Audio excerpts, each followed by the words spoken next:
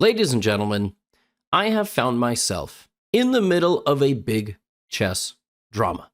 And in this drama, the CEO of the International Chess Federation, Emil Sutovsky, in case you don't know, was tweeting about me.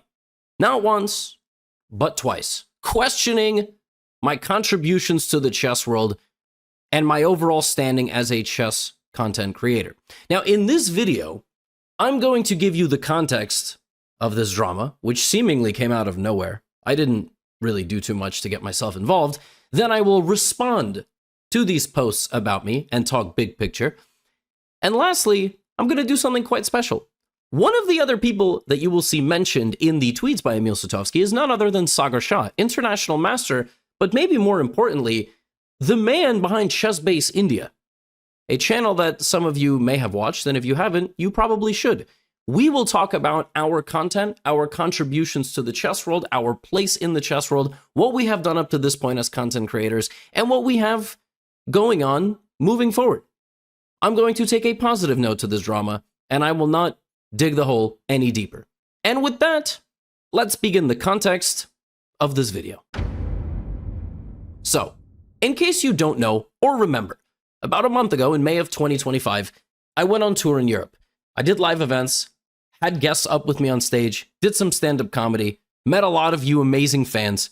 I was in Brussels, I was in London, Vienna, we did a little stop in Prague, and then we went to Munich, Berlin, and Warsaw. It was really, really special. And part of this tour was giving interviews. And I did. I did a handful of those. In fact, you might have seen I was on Czech television. It's like a complete side quest of my life. That was wild stuff. But one of those interviews that I did was with the incredible New in Chess magazine, which is a magazine that's enjoyed in over 100 countries. And the current, I believe he's the current editor-in-chief. He's an acclaimed journalist, extremely important individual in the chess world, Dirk Jan ten Guzendam. That's a mouthful for my Americans. He's Dutch, in case it's not obvious. I sat down with him for an interview, and it was great. But they published an image with one of my quotes, and that image, if taken out of context, makes me sound extremely arrogant, which might not be entirely untrue, but in this particular case, that was not the intention. Anyway, here it is. People know 3 chess players: Magnus, Hikaru, and me. That's bad. That's not my fault, and I hope it changes. With a pretty ridiculous facial expression, but that facial expression is in fact me, and it was from the live shows that we did on tour. Okay. Obviously, I am well aware that people know other people, even if they don't follow chess. Garry Kasparov, okay? Bobby Fischer, maybe a local hero, and don't get me started, right? India, of course, like people in India may know Gukesh, they might know Prague, they might know Anand, right? These are the people. It was a very limited quote based on a previous reference. I was not trying to say that I'm so famous and so important. That was not the objective. Well, what can I do? However, I will elaborate for you on 2 fronts. First of all, let me read the quote from the rest of the article, and then I will provide the overall context. After I said, and I hope it changes, I said, we do have to build a future where we don't just rely on Magnus and Hikaru to push everything. In India, we have Gukesh. Fine, but remove those 3 and the chess world would be a mess. But big picture, the context of that quote was I had once had a conversation with somebody I was doing a collaboration with. It was an athlete, and we were just talking about how to bring chess to a mass audience similar to the sport that this individual, who I won't name, plays. And the big problem that he told me is that it's really difficult to follow top chess players as a casual fan. And he only knows Magnus, Hikaru, and me, because I make YouTube videos about Magnus and Hikaru. And so I was making a callback to that. Now, they published this image. It's a hot, spicy quote, no problem. This is where the CEO of the International Chess Federation comes in.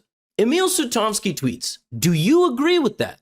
I don't, but maybe that's because my bubble consists of hardcore chess fans. But I do feel Levy's perception is extremely US-centric. And I also feel that in general, streamers and YouTubers' impact on the game is much less significant than it used to be a few years ago. But again, I might err. asking at the time of day when it will be red, east, and west. Share your thoughts and experience with that, please. Now, you can immediately see the same context that I provided you is here. I said this image and quote is quite out of context, which is annoying but understandable. My quote was a reference to a previous point in the discussion, and if you read the rest of my tweet, it's basically all the other stuff that I just told you in this video. Now, look, you can argue whether it's appropriate or not for the literal CEO of the International Federation to tweet something like that and then kind of diminish content creators and streamers, but that wasn't what was really in question. It was his follow-up, which was this. I think there is another aspect to it, often neglected. Say YouTuber G versus YouTuber S. G has 3 times more subscribers, but how many of them become real chess fans, play regularly, start following events, take chess lessons, become a part of chess ecosystem? S may have much less subscribers, but they become hardcore chess fans and not just consumers of the channel's content. Whose contribution to the chess world is more important? I go with S. That's wild. That is a wild thing to post. I have talked about one particular element on this channel quite a bit and in interviews, including that one for New in Chess, and that is the fact that chess is probably the only sport, I know some of you might not call it a sport, so in the only walks of life where the governing bodies, the athletes, the top players, will actively criticize and diminish the role of influencers in their very space. They think less of us because we don't have as high of an elo, we haven't been to the very top of the ranks. Even if we spread the game to millions of people, maybe even hundreds of millions of people, they look at us as, you know, extra, stupid, unnecessary, whatever. Now, I want to break this tweet down because when I read it at first, I didn't even see the last line. I didn't see that he said S's contribution is higher than G's. By the way, S and G, as you can see here in the response from Manish Giri, is a reference to Gagar Shah and GothamChess, which of course is Sagar Shah and GothamChess. Emil Zutovsky was basically saying that Sagar Shah from ChessBase India has a bigger contribution to the world of chess than me. Let's unpack this. First things first, I love Sagar Shah. We have a fantastic relationship. We've collaborated many times. I've been with him in multiple venues, in multiple locations across the world. Humble, respectful. There are not enough positive adjectives about him. I also met his wife. We had dinner together in New York. There is zero competition between us. We are friendly. We know our roles. We do our thing. Also, ChessBase India is like a journalism channel. I mean, they are all over the world. We'll get more into their contributions to the chess world later. Now, before I unpack all of this tweet, I do just want to say, I've had a few interactions with Emil, nothing crazy. Famously, I interviewed him on the sofa in New York during the World Rapid and Blitz Championship during Jeans Gate. I also interviewed him. It's on the FIDE official channel in Toronto at the Candidates. That was actually a very good conversation. I thought I brought up a couple of good talking points. But overall, I don't know him particularly well.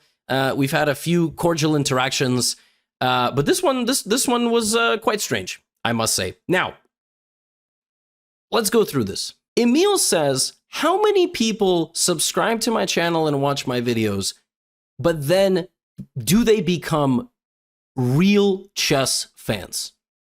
Real chess fans.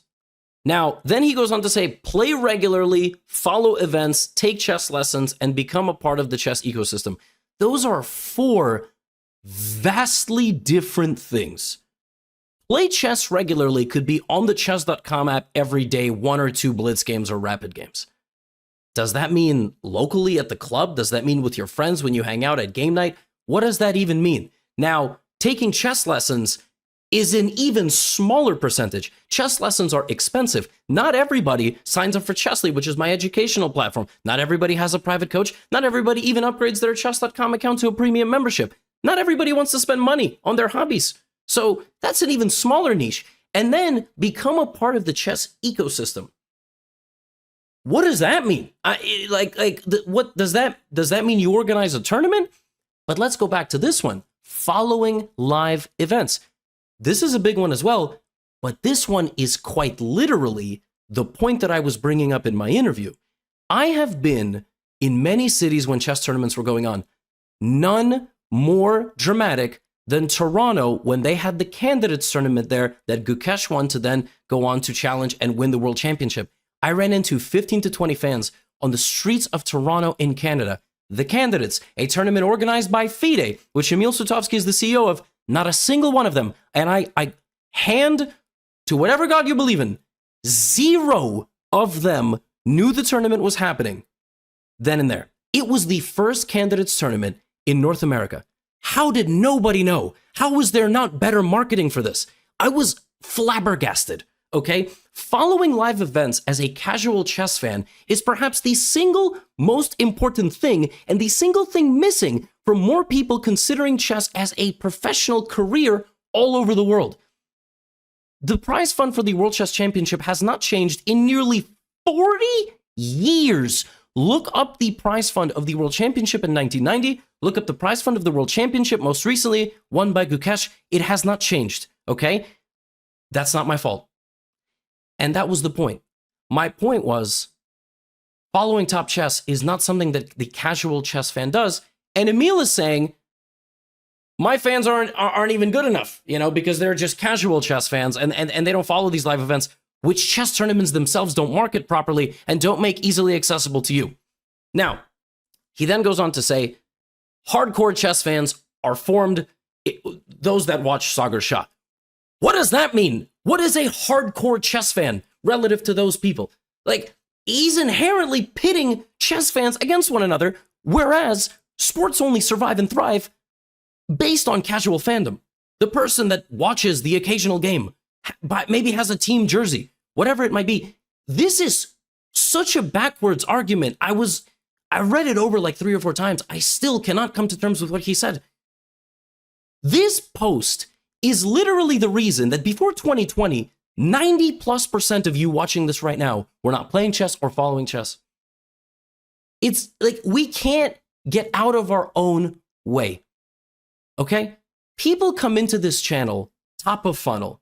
They come to this channel from the YouTube algorithm or another algorithm, and then they spread out. Maybe they take lessons. Maybe they watch some other stuff. Maybe they just enjoy chess casually. Maybe they get up to 2,400. Guess what? They're going to go find Sagar Shah. They're going to go find a bunch of other chess YouTube channels. And that's completely fine. And life goes on. And life goes on. I couldn't believe this was posted.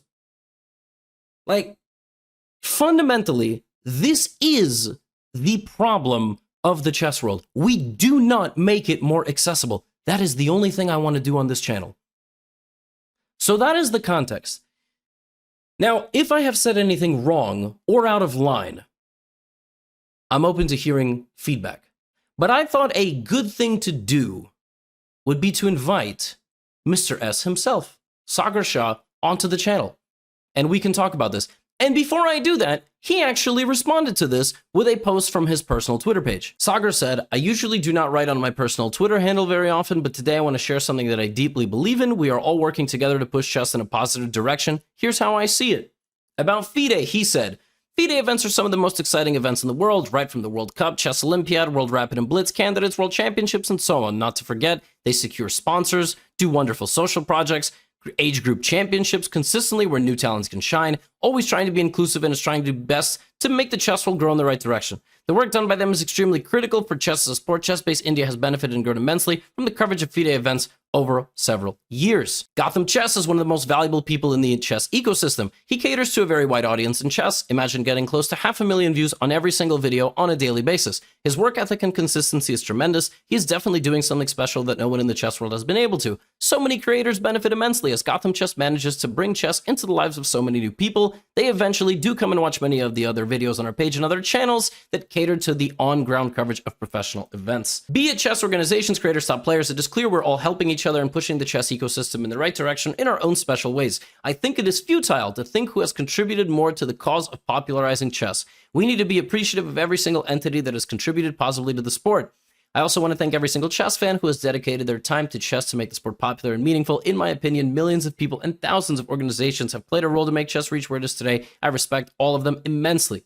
Of course, that is a very mature, well thought out take. And if I could have said it myself during this video, I would have.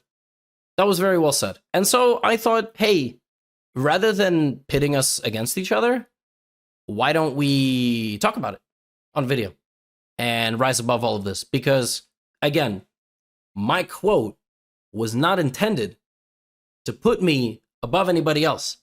My quote was a reference to a previous conversation that I had about people knowing just very limited individuals in the chess world.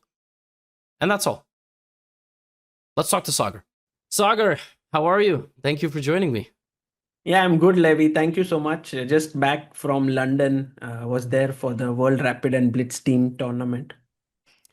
You know, we can actually just jump right in because we were talking a little bit off camera. Now we hit the record button, and I'm going to ask you a few things about our content, our role in the chess ecosystem. You got a new job while in London. You became chess VAR. You became the chess instant replay for controversy at tournaments. That was the most controversial tournament I have ever seen. I think there were like 10 controversies, touch move, talking during the game because the score is not getting updated, the forfeit of the match and the arriving late and then restarting. So how was London, and how was it to replay footage for the organizers and help them make decisions?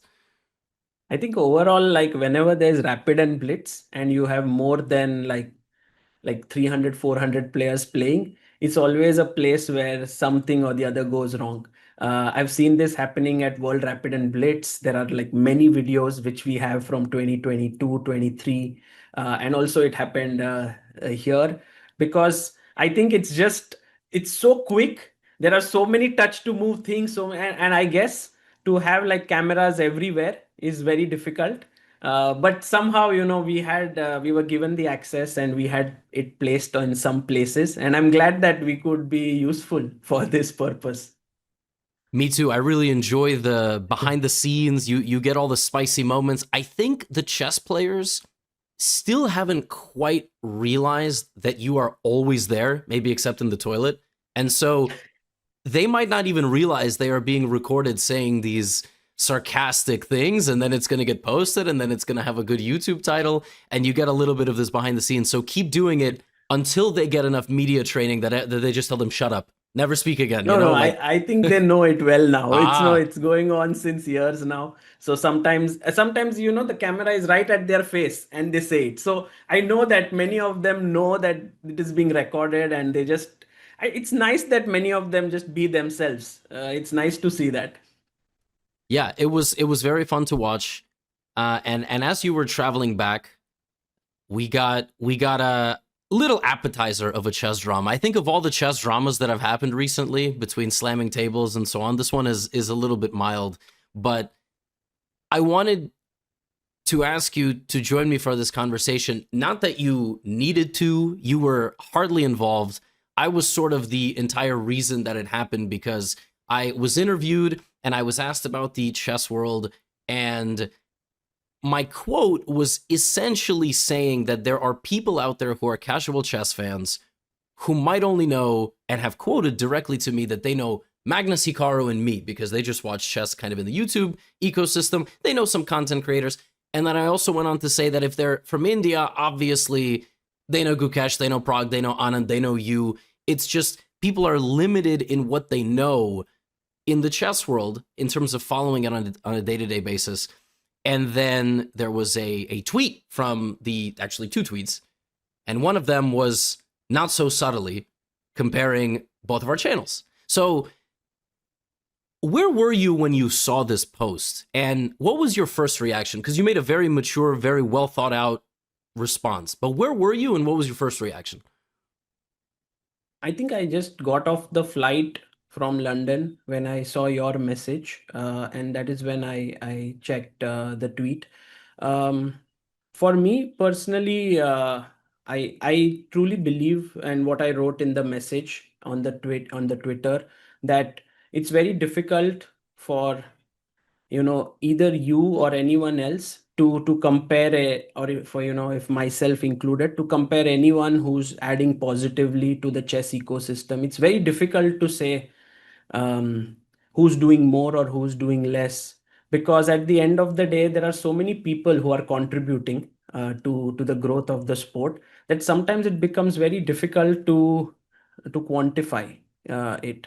And I personally do feel that because we have this space which is like we are content creators, we are in right in front of the camera, we have like a lot more recognizability than, let's say, someone like a legend like, let's say, Mark Doretsky, who used to write the books, and they were written like amazing books, and people could read and improve. So perhaps it's just the kind of era we are in right now, that content has assumed so much importance, and all of this, like we have the cameras and so on, that this has, our role has become more important. But there are so many people working behind the scenes. So my first thought is that this sort of comparing might not be so easy to do. Like, who's contributing more? I personally think that people coming into chess is a very difficult thing, just like that. And there are many different ways in which people are coming, and I'm very grateful for all those ways in which people make it into the chess world, especially through your channel, when you are recording videos and catering it to the audience in a way where they can understand. I think that makes a lot of sense. And then eventually those people, some of them start getting serious about chess, and then they say, okay, let me watch other channels, or let me watch some tournaments, let me go and play some tournaments, which is the reason why I think we have more and more people coming into chess, who are playing chess, and registering for events and so on. And in this, it's your contribution, I think, the contribution of other content creators, and also a big role is played by FIDE, who all the time are holding tournaments since years for youth championships, for youngsters, for seniors, for many different things that they do. So I don't know how can we quantify, like, what's going on. It's true. It's hard to quantify who is more responsible for positive things. It is hard to quantify who is more responsible for negative things. Like, we all do our part to get people into the game and to ultimately see how they transition from beginners to intermediate to advanced, whether they transition from casual followers of the game and the occasional enjoyer of a YouTube video or a drama versus playing every day, joining a local chess club, teaching chess to a friend of theirs or their friend group, and so on. We'll get back to the post, because for me, there was a lot to unpack when I read it a few times. But I want to ask you very directly, what is ChessBase India doing now, and how has it changed over the years? I know it could be a 30-minute long probably presentation, but if you summarize it, like, how big is the team? Where do you go on a day-to-day or weekly basis? And what is your overall mission, and what are some of the cool other projects you're doing, like the Phoenix Market chess stuff, and then you have charity programs, books, etc. Yeah, I think overall we are now a team of 30 people. 30? And 30, yes. Sagar, I have two people who work for me. It's crazy. Like, oh my god, wow, 30. That's You are amazing. super efficient, Levi. It's With two crazy. people, you manage Wow. to do so much. But I think what has happened is we have this media related things that we are doing with our YouTube channel, Facebook, Instagram, other channels that we have, like regional channels, different languages that we have. But we also have an e-commerce business where we are kind of selling softwares, books, merchandise, and so on. So that also has people. And then we have some tech related stuff that we are doing, some events that we are organizing. So all in all, there are a lot of activities that we are trying to do to boost the chess ecosystem, which is why I think the number of people are growing, for what we are trying to do. Oh, I was hoping you would go like on and on, because I know you guys are everywhere. You interview players at small tournaments somewhere in India or somewhere in Europe, and you talk to youngsters, and it's incredible to watch, because there's been plenty of times you interview people on your channel who are title players, and I have never heard of them in my life, especially in India, like especially Yes. Indian title players. But has that always been the goal, or has that sort of changed since you launched maybe some 10-ish years ago? How much has that evolved, and how much do you enjoy it? Because you travel all over India. The thing is, what I have realized is that the platforms that are there, they want you to continue posting things which work very well. So in our case as well, there are certain content pieces which work really well, and there are certain which do not. And so the vision, which was to sort of power chess in India and the world, to cover events, to do stuff related to it, always kind of meets the algorithm on on these platforms like YouTube, Instagram, and as we keep growing, this challenge becomes more and more steeper. I think it becomes difficult on how to balance this aspect of what people want to see on your channel, plus what was your vision with which you have launched. And so my job has always kind of become trickier as the time goes by. Right now as we talk, I have a team member who is at under 9 nationals in India. There's one in Mumbai which is hosting an event, and there's one in Uzbekistan which is a big event that's happening. And when all the content comes in, how exactly to post it to make sure that, And there's no because Magnus or once Gukesh anywhere. There's no Magnus no, or there's no Gukesh. Magnesh or Gukesh, and there's no. I mean, of course, there's Arjun Prag and Arvind in Uzbekistan, so that tournament will receive eyeballs. But then these events, I feel, is where a young Gukesh might be there in an under 9 nationals, and that is one of the commitments that we had to when we were doing Chess Base India. And so now the thing is, we cannot post it in the same way like we used to do back in the day. It has to be better edited, it has to have better thumbnails, better titles, and so on. So this is definitely a challenge, but sometimes you have to, like for me, I have to understand that the algorithm won't be as kind to me as I would have liked it. I'm just curious if you know your channel demographics. Like, what percentage of your viewers are actually from India versus the rest of the world?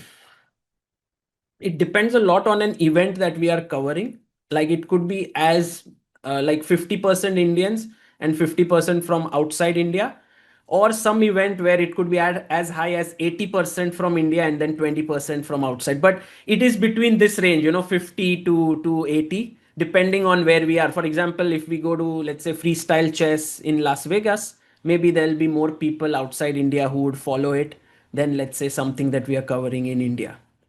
And like World Championship, obviously Yes. was. Do you remember the numbers? Uh, I mean, in general, World Championship was just insane. I think we had some 200,000 concurrent viewers on one of the streams when Gukesh was playing Ding Liren. It has been till date the biggest one. But then when I went to Vaikanze, just immediately a month later, there was still on the final day 50,000 concurrent viewers for Gukesh versus Prag in the tie break. And so and there have been events where there are 500 concurrent viewers watching. So I have kind of lost this huge uh, dependence on high numbers, because then it doesn't allow me to do what I want to do. Then I could only do like certain events, and I don't want to do that. By the way, I'm sort of in that situation myself, and I told this to you before we started recording, which is I I got to a point where I want to have maybe, let's say, if I'm uploading every day, which for the most part is true, like if a month is 30 days, I'm trying to get 27 to 28 videos out for the last 5 years. I would love it if 80 to 90% of those videos did well. Like they did not drop into the 10 out of 10 range of my last 10 uploads.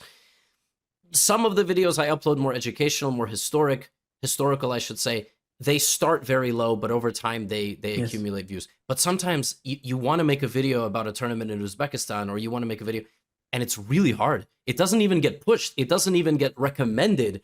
And obviously people won't find it if it doesn't get recommended.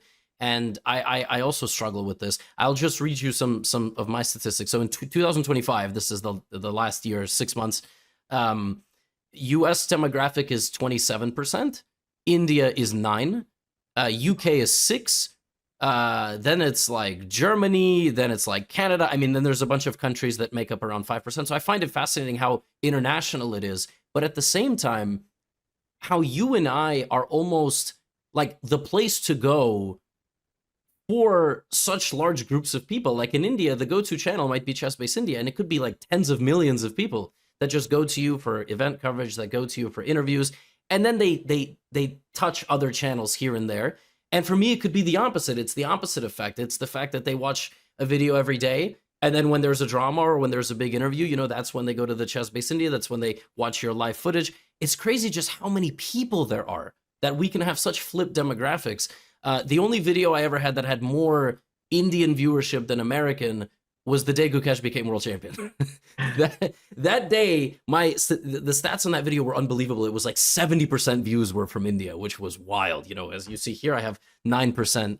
So I was very curious about this. No, I think in general, there are a lot of people whom I meet who enjoy your content. And I think not just elderly people, like let's say in their 20s and so on, even kids, for example, for that matter, they are watching your content, and then somehow it's maybe their gateway into chess. And then these young kids are like, okay, now I want to get my rating, and I have to play a FIDE rated event.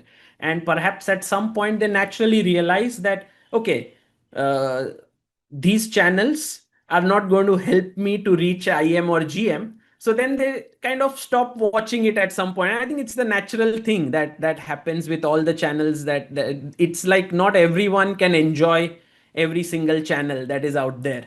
So I personally think that a lot of people, and for that matter, I believe that Agat Matter, who's there, who's constantly making videos, all these years, or for that matter, the other content creators that are there in the chess space. Of course, Hikaru Nakamura, who's a top player. I think a lot of young kids are also inspired by him, because here's someone who's creating content and is right up there, world number Yeah. two. I mean, that's just incredible. It's So nuts. It's when you really think about Hikaru being 2,800 and streaming almost every day, like 100 hours a month now. Very good at media, very good at interviews, businessman. Like he's trying to get different chess things off the ground as well. It is very inspiring because on the other hand, you have Magnus who just kind of wants to win everything, and I don't know how much other stuff he's doing. Like he has freestyle, but again, his main mission there seems to be to just win every event. It is very inspiring. I've always talked Hikaru is a unicorn for sure, and I hope that whether it's Gukesh or if there's another Indian world champion and more top players like Eric Icy's higher rated, he's number 4 in the world. I hope all these young guys also get as good on the microphone, get as good with the interviews, and they generate excitement and hype and inspire future generations, not just in India or wherever anybody's going to be from. It's all over the world. That's kind of the only way that true.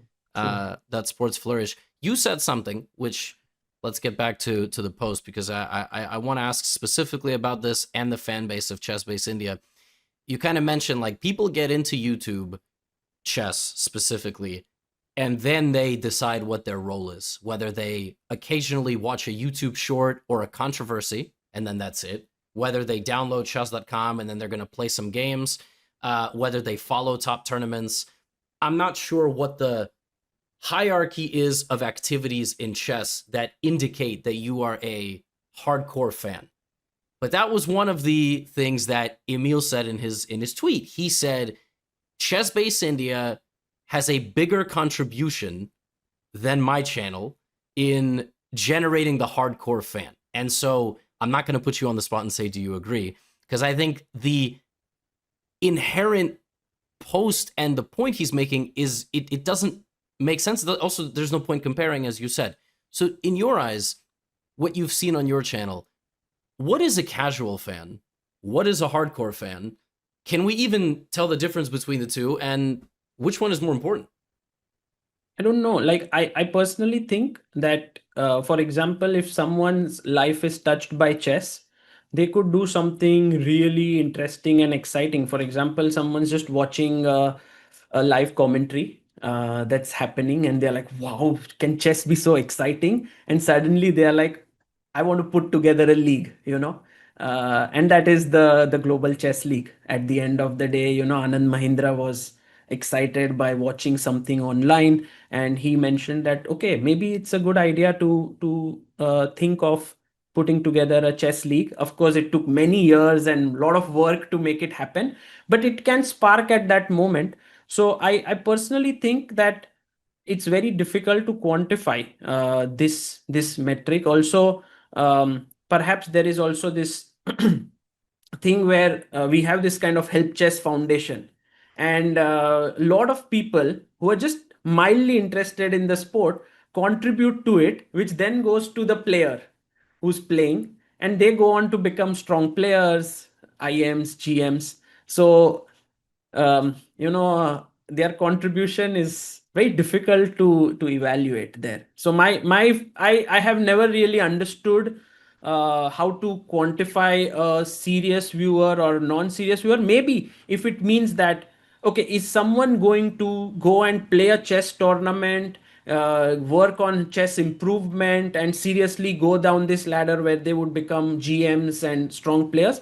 Then maybe that's a maybe if that is how you quantify a serious player, then perhaps it's possible that people want to follow top events and the interviews of, let's say, Anish Giri or someone analyzing the game and so on, or their live games, then watch me or you talking about some positions. But I don't think um, that is how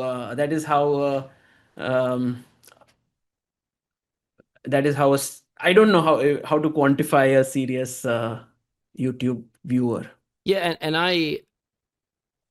the point that I made, which will be earlier in this video, is casual fans make or break the success of a sport. And I think chess itself is the most unique hobby sport that exists. And what I mean by that is so many people get into chess as kids, or they come back to it as adults, or they come back to it when they're 50, 60, 70, 80, like as seniors. They play it through multiple generations of their family.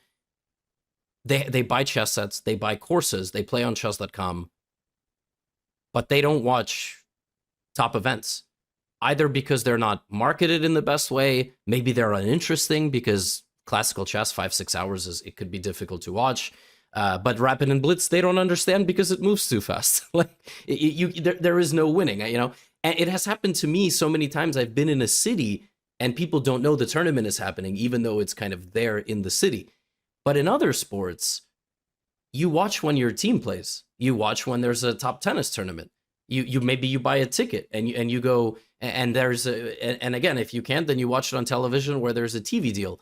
And chess somehow, especially over the last 5 years, has built this massive fan base where people might play every day. They might watch all of your videos when you go to London or anywhere. Same with my channel or any other content creator. But they don't spend money on the game, and they don't really watch a top event. They just sort of play chess. And that's odd, because ultimately what gets affected in the long run, in my opinion, you could tell me how you feel about this, is top players. The ecosystem for the top players, despite the overall growth of the game over the last half a decade, maybe hasn't been as big as you would expect. Chess is the second largest thing in the world behind football. Maybe cricket, I don't know, just purely by the numbers, but you would think, more kids would want to be chess players because it's such a big thing. But where's our TV deal? Where is our ticket sales? Where are our major sponsors? And for that, in my opinion, you need the casual fan. It's not just about the hardcore fan. So I don't know. What do you think? I know it's different in India. I know it's very different. Like there's state-sponsored company sponsorships and so on. But what do you think of my take on the whole thing? Yeah, I think casual fans very important in general because they watch, and I think they are the ones who contribute to the number of people watching a sport, who at the end of the day is very attractive to someone who's sponsoring something, that these are the number of people watching this. Yeah, I do think that that is a very relevant thing, but I also feel like we as the content creators perhaps have got a very big role in this entire thing that is happening, the chess boom. And I don't think that in any other sport that happens. For example, let's say in cricket, uh, who are the best commentators might be known, but I don't think they would be as recognizable as the players themselves. And I think therein lies this kind of a very different kind of thing that chess brings, because you are not just a content creator, you're also teaching, you're bringing stuff to their life. And I guess through your eyes, they are seeing the chess world, perhaps. And maybe in that sense, if the contribution which is being made by so many people is brought forth, perhaps that would make them understand that. But as you point out, not many people are also keen on seeing that. Yeah, so it's not so easy to do that. Just curious, as a final thing, have you ever found the stat on your dashboard on YouTube that tells you how many new people watch your videos every day?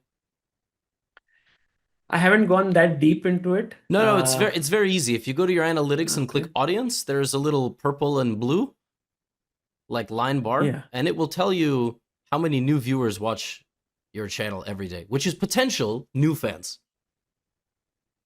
You go into analytics, and then do you go to overview, content, audience? Where Audience, exactly? Audience, yeah. and then you should see a line bar. And Yes. if you just hover and go through the last few days, like if you're comfortable sharing, it might be Yeah, yeah, because yeah. it's nothing about money, but it's just about how many new people watch. It's like these 8 bars, right? From Monday, Tuesday, Wednesday, Thursday, Friday, Saturday, or not that Uh one? Ah, no, no, that's when your viewers are on. yeah, it's returning viewers, unique viewers, and then maybe we have different ones. Mine is at the very top.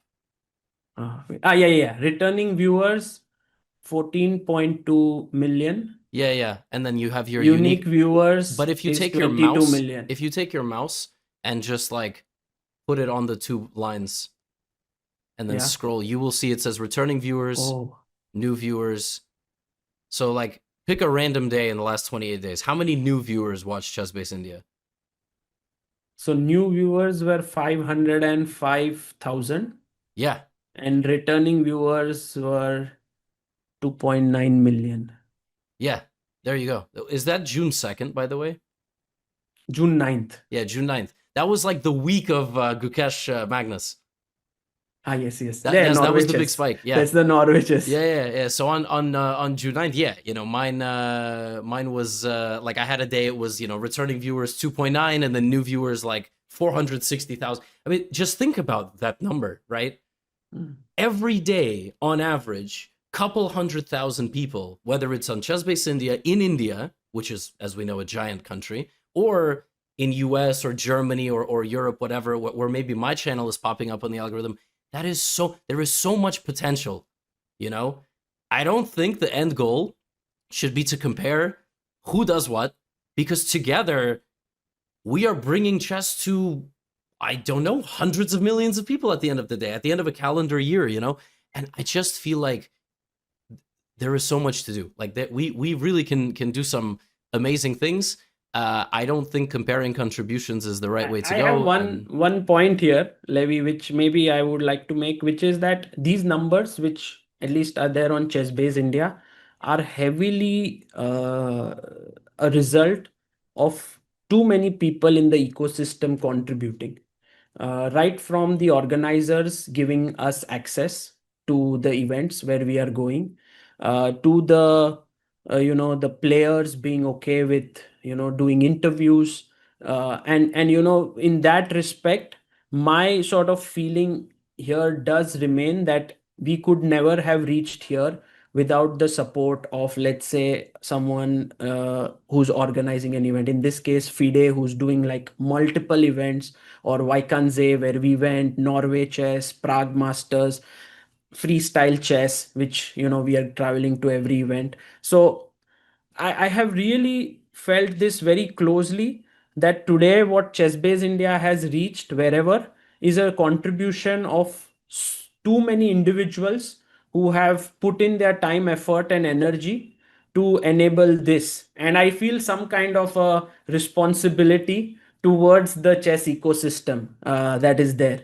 So, in that respect, I think our channels differ in some way. I think even if you don't travel to events, you are able to create content which is so exciting for people.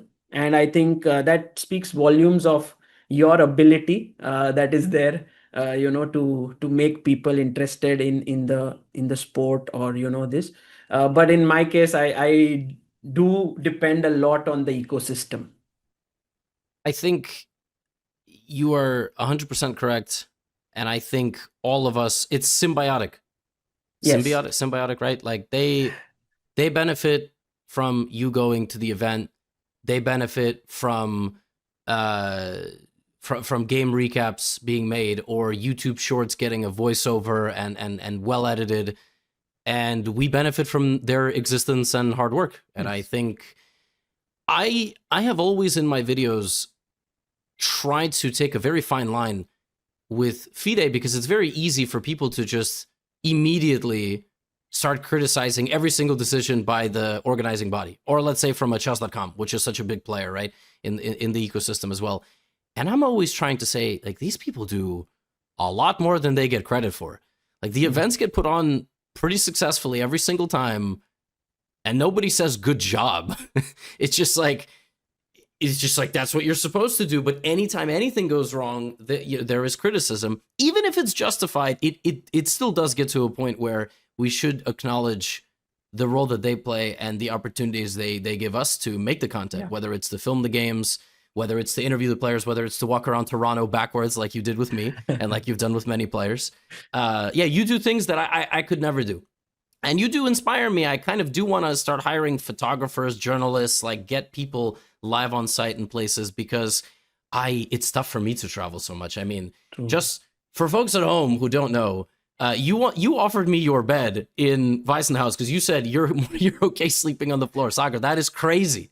Like, like it just shows the kind of person you are, and I have a tremendous respect for it. So, and actually, on that note, it perhaps would be good to end on the fact that we have to play each other in a really big match Yes. in 4 months. I forget Yes. about that. No, Uh, it's always there at the back of my mind. Like, I was doing stuff in London and suddenly I saw Salim there, who is the organizer of the event. And I was like, oh, it's just now less than 4 months. And, Levy is like this guy who's always in top form, playing tournaments and stuff. And I need to actually start working.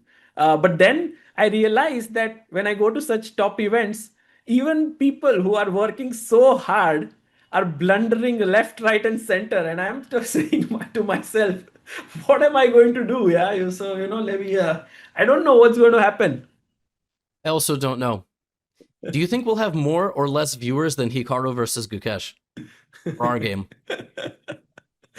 No, I think in general, Hikaru versus Gukesh will be a high quality game. So people won't relate to it as much as perhaps our game, where I might blunder something and Well, be like, okay, come on, that is such a huge blunder this guy made. you know, Sagar, I think no pressure. So it's 5-on-5, right? So we are the fourth game. Yeah. So like they go top down. So they might even make us the last game. Like it might be 2-2, and then we have to play each other to determine who Right. wins. So yeah. I'm thinking I just don't want to let down Gukesh and Arjun, I know. I know. And I don't want to let down Hikaru, That's man. It's and the rest of the team. So so yeah, I think it'll be a lot of fun, and I'm glad that I'm playing against you because I think it'll be a very fun clash of styles where you always try to play aggressively, attacking chess, interesting chess, and so I always enjoyed playing with you. Yes, I can promise you the game will be extremely stupid and extremely dynamic. And Will you train for it, Levi? Are you going to train? You are not playing tournaments, right now. not at the moment. I'm Is not there gonna. anything planned? No, not right now. I'm not gonna train anything specific, but I will definitely come with an opening surprise. I mean, I think I have 4 months to prepare. I have to look at what you play. I have to prep something that you will not be expecting, and then you only have 10 minutes for the game, so hopefully Correct. And you are white, so that's also a small. There yeah. you can decide e4 or c4 maybe. Yeah, Who e4, knows? d4, c4, b3, f4, knight f3. It's all on the table. e3 maybe. Yeah, it's all there. Sagar, this was a pleasure, and Yes. maybe we will chat again. And if not, then see you in 4 months in Texas. Folks, I hope you enjoyed my conversation with Sagar. Every time I get an opportunity to speak with him, it is a pleasure. And hopefully, the video has ended on a more positive note after having a sour and slightly strange start. I will summarize by saying that the original image with the quote was slightly out of context, but no harm, no foul. And I will also reiterate, I don't think that the CEO of the international governing body of the game of chess should be pitting two massive chess channels against each other. And I will also just say, I think there's like way better ways to spend our time and not pit the casual fan with the hardcore chess fan and attach inherent value to them. We got to do better than that, and we need to keep pushing the game to new heights. We're all going to be forgotten in the end anyway, so why not just enjoy this incredible period that we're currently living in, where chess has never been more popular. People are playing it all over the globe. Multiple generations of family can enjoy the game and content about the game together. Yeah, I don't know. I don't know why we need to be doing stuff like this. But the good news is, you got guys like Sagar Shah in the world who is making an incredible difference. And I'm here. I've got no other plans. I'm not going anywhere. And I will keep making content, keep making chess accessible and fun. And that's all I have for you today. So, on that note, go play some chess, check out Chessly, and get out of here.